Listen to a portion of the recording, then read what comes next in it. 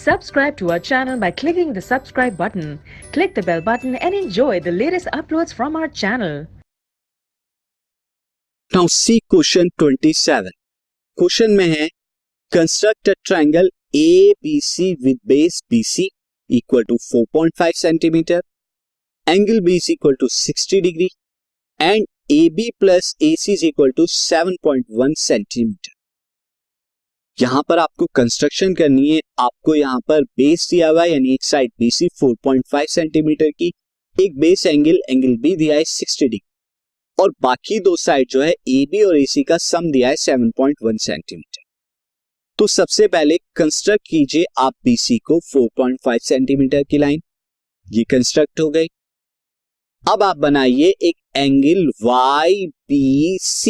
YBC बनाइए 60 degree, ये construct हो गया एंगल।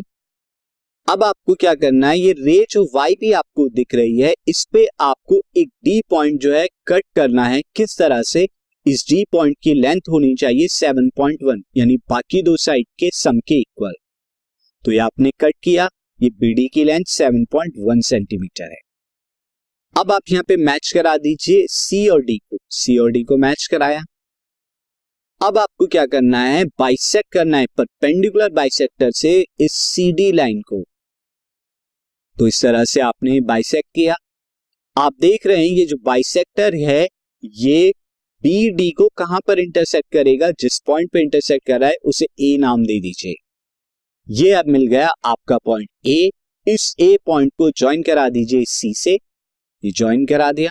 अब आप देख रहे हैं ट्रायंगल ABC जो है यही आपका रिक्वायर्ड ट्रायंगल था।